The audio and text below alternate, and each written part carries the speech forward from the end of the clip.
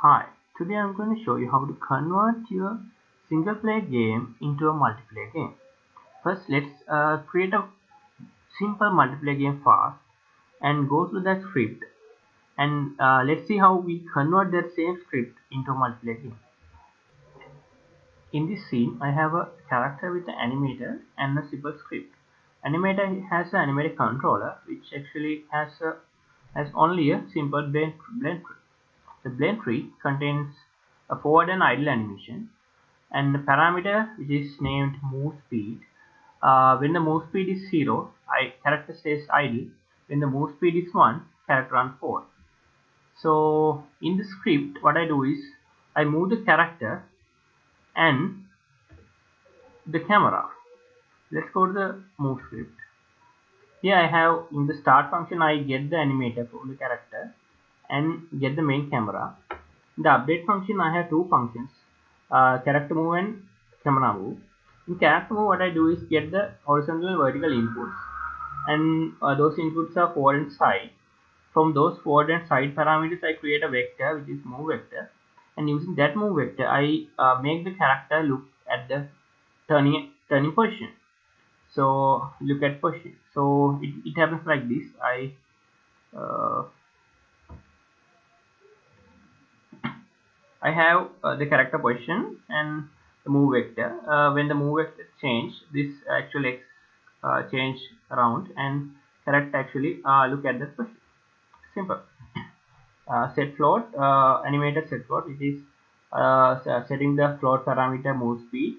The value is actually the move vector magnitude. So when the both keys are not moving, which is 0, at least one is pressed, so it becomes 1. Simple.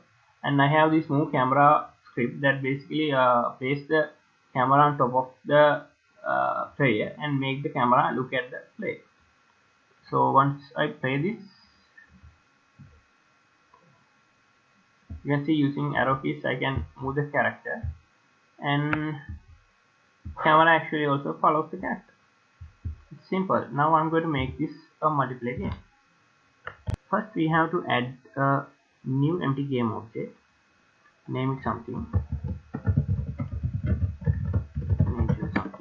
okay. Add two components, which is network manager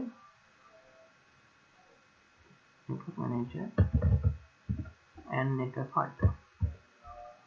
Okay, and let's select our player and rename it player.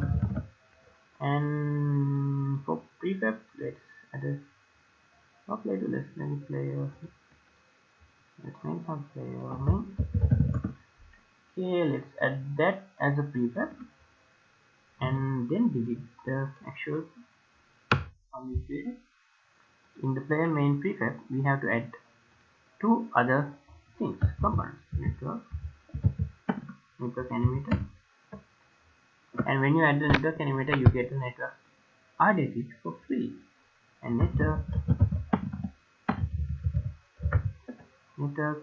transform. So basically network animator used for sharing animations over the network. Network transform is used to share the actual transform over the network. Simple. Let's drag the network animator here.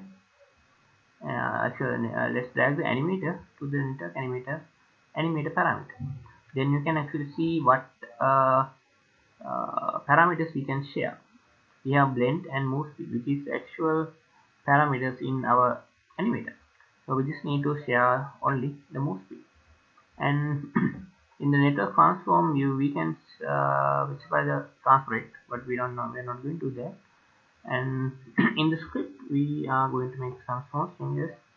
Make sure the script is extended from network behavior, not normal behavior, network behavior. Then let's import this one, so the red line goes away, and make sure these functions only run for local play only. So add this script. Okay, done. And let's see. Oh, one thing, we are missing one thing. Oh, we have to make sure that Player is network identity is set local player authority as t, and for the network manager parameter, which is player prefab, we need to set this parameter. This actual prefab we just created. Let's save and let's also build it. Let's build it so we can have two separate entities of the same game. Okay, we have the game. Now we run two entities of the same game.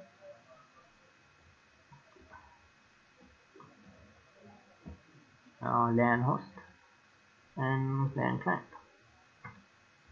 You can see actually it's a bit laggy. You can actually change the parameters of the network transform to get a more smooth version. So you can see the character is actually moving. You can't have the voting on your same time. Okay, cool. So you can do more things to this game.